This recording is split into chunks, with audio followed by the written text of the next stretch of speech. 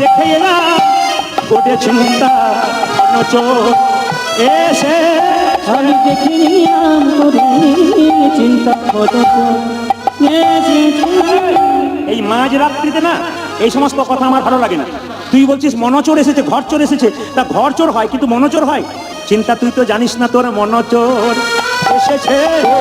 মনচোর এসেছে, আমার ঠাকুর এসেছে, এই তো আমি দেখে এলাম মনচোর এসে আমি দেখে গেলাম মনচোর এসেছে।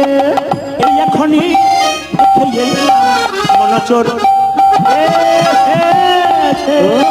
এই এখন দেখে এলাম মনচোর এসেছে। এই জায়গাটি সবাই তাকাবেন, যে আইসক্রিম খাচ্ছেন সেও তাকাবেন, আর যে পাখা করছেন সেও তাকাবেন। চোখ আমার খুব খারাপ, কোথাকে কি করছে ধরা পড়ে যায়। অন্য জায়গায় 14-15 হাজার মানুষ হলেও ধরা পড়ে যায়, এখানে অগণিত মানুষ আছে, এতে ধরা পড়ে যাবে। বিল্লমঙ্গল যখন চিন্তা যখন খবর পেল বিল্লমঙ্গল ঠাকুর এসছে, আমার দিকে তাকান, সঙ্গে সঙ্গে বিল্লমঙ্গলের কাছে চিন্তামণি গিয়ে বলছে, ঠাকুর এত রাত্রিতে তুমি এলে কি করে গো? ও ঠাকুর এত রাত্রিতে তুমি এলে কি করে? নদীতে এত জল, তুমি নদী পার হলে কি করে? বিল্লমঙ্গল বলে উঠলো, কেন গো নদীতে কাঠ পাঠিয়ে দিয়েছো? ওই কাঠটা আমি তোমার জন্য কাঠ পাঠিয়ে দিয়েছি? হ্যাঁ তুমি কাঠ পাঠিয়ে দিয়েছো। আমি তোমার জন্য কাঠ পাঠালাম? বলে হ্যাঁ, ওই কাঠটাকে ধরে এসেছি, কাঠটা রেখে এসেছি আবার যাবো বলে।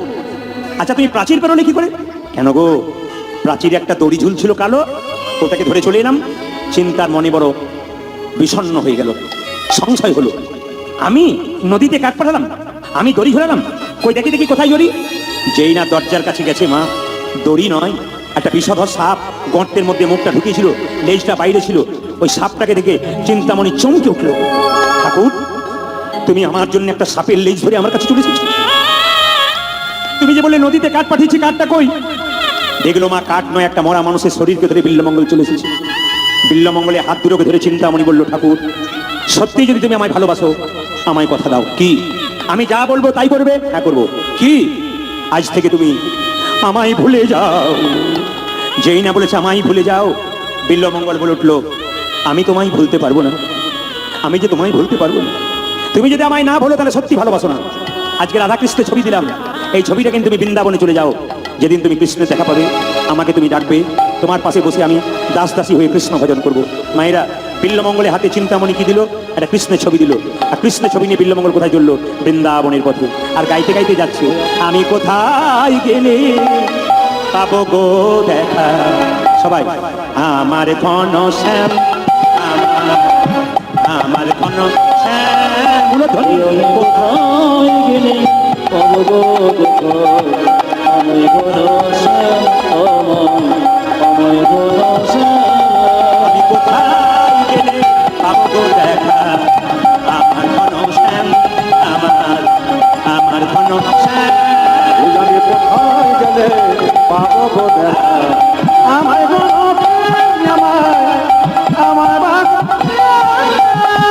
কোথায় আমার কৃষ্ণ কানা?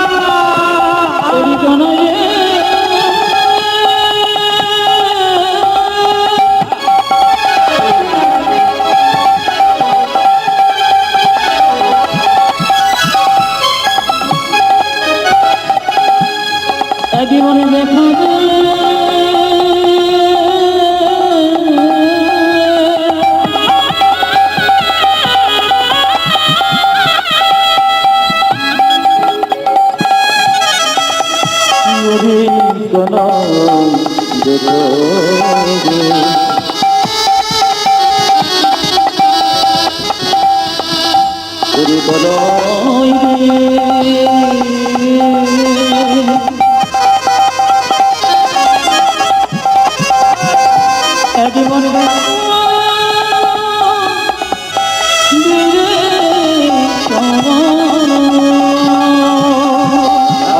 কোথায় আমার কৃষ্ণ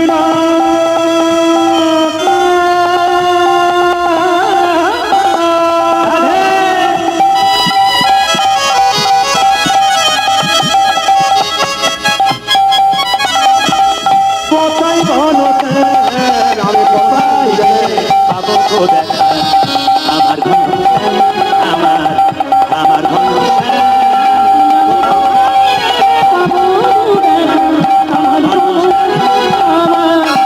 আমার ঘনশ্যাম। দেখা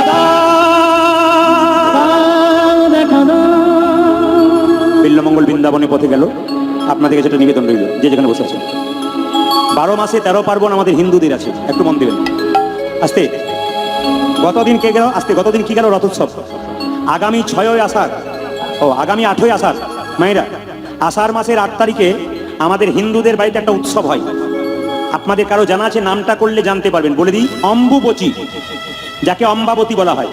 ও মায়েরা, অম্বুবচী, অম্বুবচী বুঝতে পারলেন? কথাটা অম্বুবচী, কিন্তু আসল কথা অমরাবতী, অম্বাবতী আপনারা বলেন। কিন্তু জেনে নিন, এই অম্বুবচীর দিনে 8ই আষাঢ়, একটু মাথায়, 8ই 7ই আষাঢ়, যাই হোক, কোন জায়গায় 6 লেখা আছে, কোথায় 7 লেখা আছে। বিল্লমঙ্গল বৃন্দাবনের পথে যাচ্ছে, সবাই মিলে হাত তুলে একসঙ্গে চলুন আমরা বৃন্দাবনে। একসঙ্গে হাত তুলুন, সবাই মিলে একসঙ্গে, দেখি কি সুন্দর হাতে তালি হয় আপনাদের, একসঙ্গে তালি। কৃষ্ণ কৃষ্ণ, বাহ, সুন্দর সুন্দর সুন্দর। আপনাদের এই হানুয়াতে এসে, আপনাদের হানুয়াতে এসে খুব খুশি। হানুয়ার কমিটি যারা কীর্তন করাচ্ছেন তাদের জন্য খুব খুশি, কারণ তারা এত সুন্দর একটা আয়োজন করেছেন। আচ্ছা, বনহিজলি, আমি যখন আসছিলাম তখন আমাকে বলেছিল যে হানুয়া শিবতলাতে আসবেন আর কি। এবার আমার জানা ছিল না, জায়গাটার নাম হচ্ছে, পেলাম না, কিন্তু ভক্ত দেখতে পেলাম না। না, বনটা নামে, কিন্তু মন আপনাদের খুব ভালো। সবাই মিলে হাত তুলে আসেনি, কৃষ্ণ কৃষ্ণ, সুন্দর সুন্দর, একসঙ্গে কৃষ্ণ কৃষ্ণ কৃষ্ণ মাধব। এখন যারা হাত তালি দেবেন, সংসারের কথা ভুলে যান, ঘরে ঘরে ভুলে যান, একবারে ভগবানের কাছে মনটা রাখুন। সংসার তো আপনার আছে, আজকে মনটা ভগবানকে দিন। কৃষ্ণ কৃষ্ণ কৃষ্ণ মাধব, সুধা মাখা এই নাম, মধু মাখা এই নাম, কৃষ্ণ কৃষ্ণ কৃষ্ণ শুভ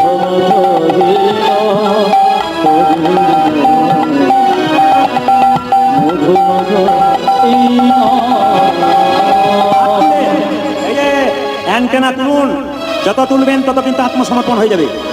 আর বলেন না অভ্যাস নাই, যা অবস্থা হচ্ছে। 2-4 জন কৃষ্ণ কৃষ্ণ, দুঃখ করে আনন্দ করে দিন, হাত শক্ত হবে। কৃষ্ণ কৃষ্ণ কৃষ্ণ মাধব, সুধা মাখা এই নাম, হরি নাম, মধু মাখা এই নাম, নাম নাম ধ্বনি। কৃষ্ণ কৃষ্ণ সুধামালা হে রাম, হরি নাম, মধুমালা হে রাম। তবে কিছু মনে করবেন না, আপনাদের আসলে একটা জিনিস দেখলাম, না বলে পারবো না, বলে যায় আপনাদেরকে, একটু শুনবেন। আপনাদের আসলে দেখলাম শ্রোতা দেখলাম। তো প্রদীপবাবু সব জায়গায় গান করছেন, শ্রোতা দেখছেন, এখানে এমন কি শ্রোতা দেখলেন? আমি শ্রোতা এখানে 3 প্রকার দেখলাম। একটা শ্রোতা যারা মন দিয়ে গান শোনে, চোখ দেখলেই বোঝা যায়, মুখ দেখলেই বোঝা যায়।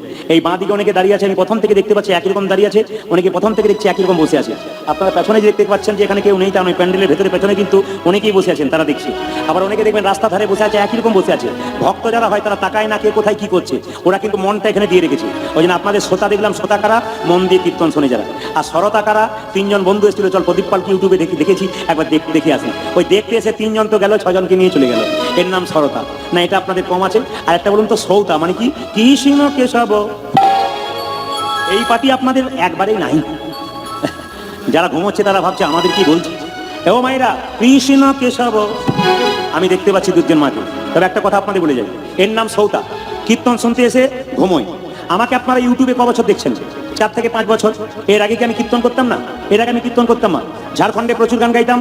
ঝাড়খণ্ডে একটা নিয়ম আছে কি, সন্ধ্যে 7টা, বিকেল 4টা থেকে 7টা রামায়ণ হবে, আর 7টা পরে 10টা কীর্তন হবে, 3 ঘন্টা করে। রামায়ণ 3 ঘন্টা, কীর্তন 3 ঘন্টা। তো 4টা থেকে 7টা রামায়ণ, 7টা পরে 10টা কীর্তন। তো বলে প্রদীপবাবু এবছর একজন বিখ্যাত রামায়ণ পাঠক এনেছি। বললাম কিরকম? বলছে 80 বছর বয়স, শুনবেন।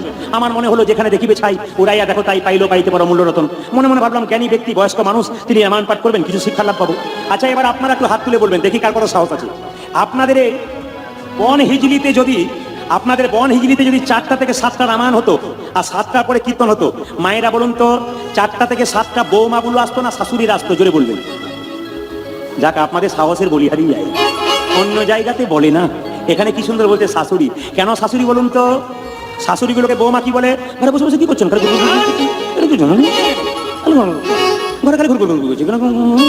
তার মানে ঘর থেকে বেরোতে পারলেই বাঁচি। লক্ষ্য করুন মা, রামায়ণ শুরু হয়েছে, আমি চেয়ারে বসে আছি, একজন বুড়িমা তার নাতিকে হাতে নিয়ে ধরে কীর্তন শুনতে এসছে, রামায়ণ শুনছে, নাতনিকে হাতে ধরে বস্তা পাতলো, রামায়ণ শুরু হলো, বুড়িমা পা লম্বা করলো, রামায়ণ শেষ হলো, বুড়িমা গা লম্বা করলো, আমার কীর্তন শুরু হলো, বুড়িমা নাক ডাকতে শুরু করলো। পার্টি আমাদের দলে আসে, যার বাড়িতে আছে সে বুঝতে পারবে যে কিরকম পার্টি এসছে আর কি। আমার দলে আছে, রাত্রিবেলায় নাক ডাকতে শুরু করলো।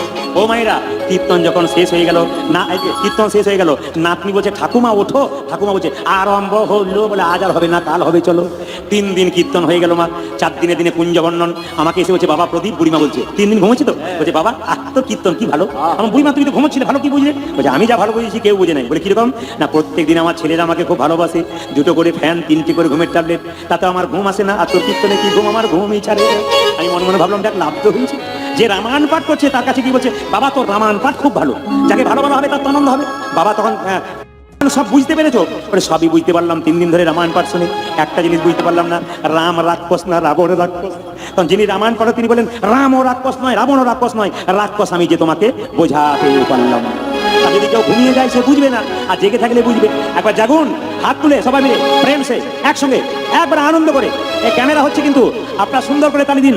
আজকে বন হিজড়িতে প্রমাণ হয়ে গেল আপনারা ভক্তের সম্মান নিয়ে এসেছেন। হাত তুলে কৃষ্ণ কৃষ্ণ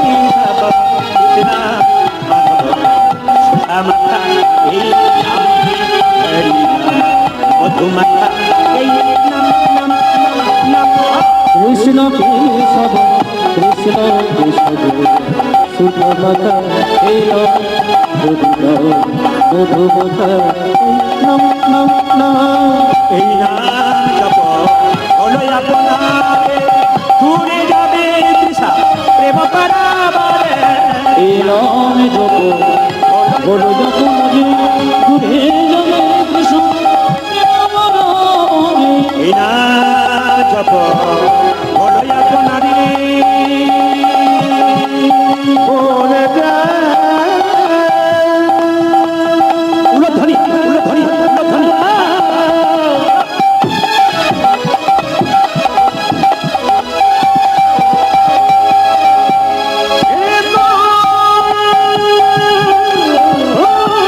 নিতাই গৌর হরি বল।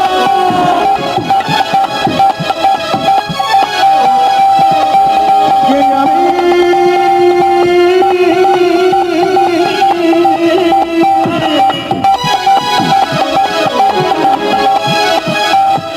তোমরা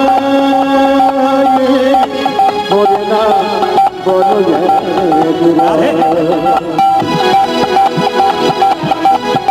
এই মধুমা খানা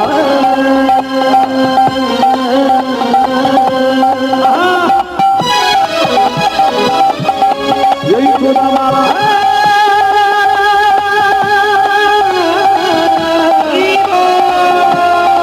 বলভরি না তোরে গায়ে নাম জপ ভদ্র জপ নামে ঘুরে যাবি কৃষ্ণ প্রেম বানাবানে। জপরে জপরে জপরে রসনা, জপরে জপরে জপরে ও জপরে জপরে জপরে রসনা জপরে জপরে জপরে রসনা। জপরে জপরে জপরে রসনা। এই নাম হরি নাম, এই নাম আয় কৃষ্ণ কেশব কৃষ্ণ কৃষ্ণ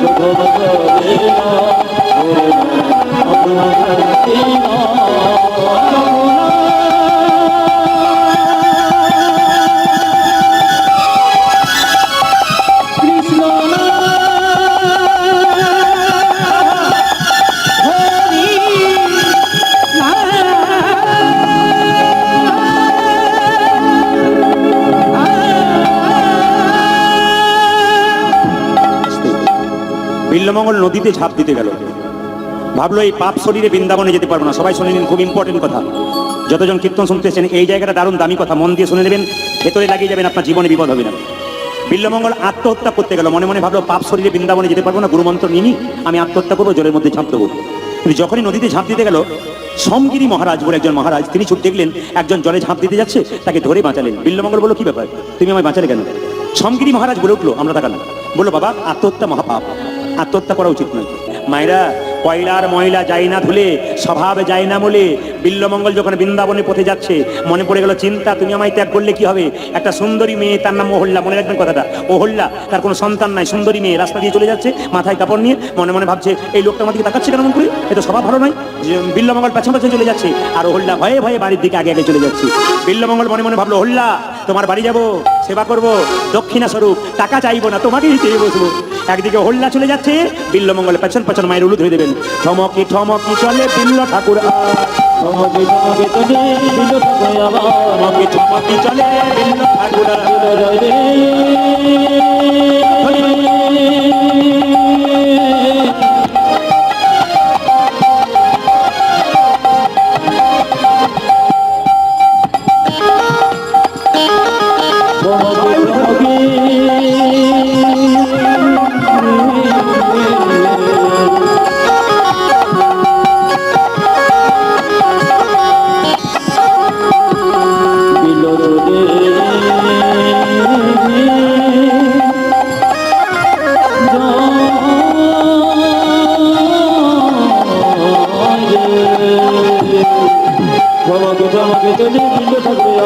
মনে ভাবে নারীর তরে কি করিবে কাজ, উঠাতে মনে ভাবে নানা ধরে কি করিবে তা।